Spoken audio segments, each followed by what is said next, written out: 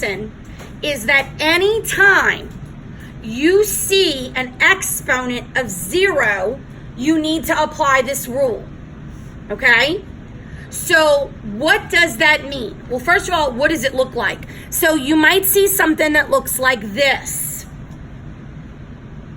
Or you could see something that looks like this. And you're going to notice that it has a 0 power. Now we need to really think about what that means. How many X's do I have?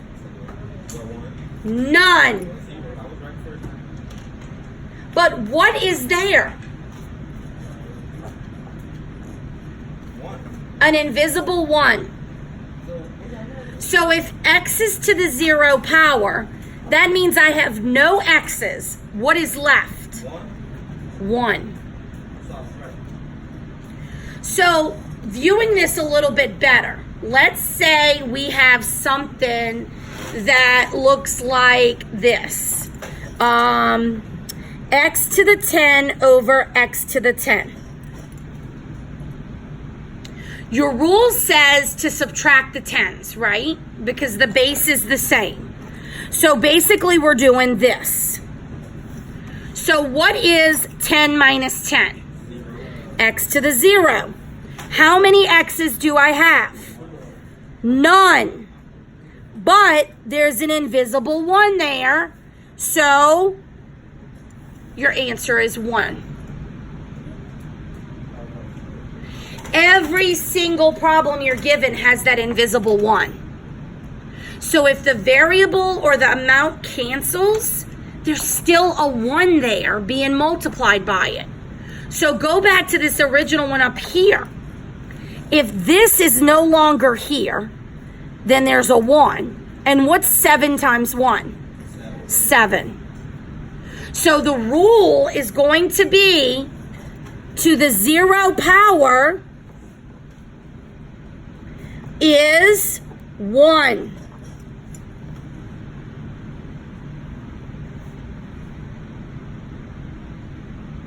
Anytime it's 1. So let's look at some sample problems. Turn to the problem set.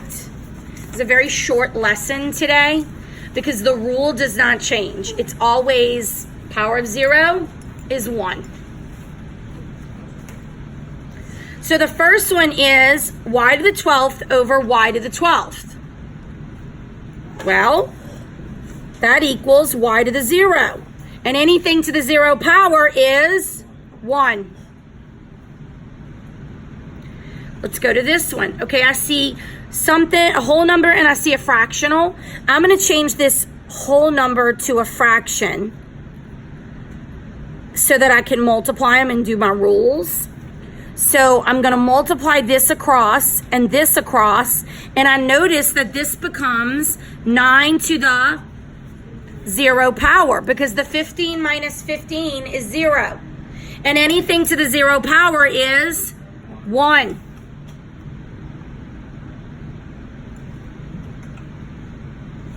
So then look at this example. It's a nested, but we're going to do it a little bit different.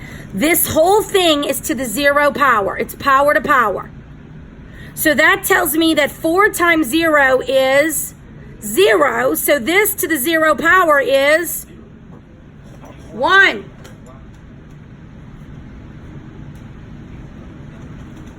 I'm trying to blow your mind here, right? It's so difficult.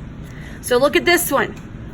2 squared, and look what I'm going to do. I'm going to put them all as fractions so that I can compare them using my rule of adding adding exponents. So now I can add all of my exponents on the top because I'm multiplying, and I get 2 to the 7th over 2 to the 7th. And 2 to the 7th divided by 2 to the 7th, we subtract the exponents, and we get 2 to the 0, which is 1. Now, I'm going to take you a little bit further. Look at number 5. It's a cross-cancel problem. Do you see it? This and this cancel, to equal 1, and this cancel to equal 1. 1.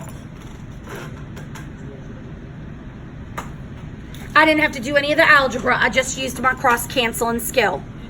So 1 gazillion to the 0 power. 1. 1,000 to the 0 power. 1. The only time you have to be careful is if they give you a problem like, say, negative 2 x squared y to the 0. You have other numbers and letters that are in this problem. So what you do is you take this and you substitute it for the number 1, because you know that equals 1. Now I just multiply this and this, and I'm done. So anytime you see the 0 power, just go in and make that exponent a 1. Okay?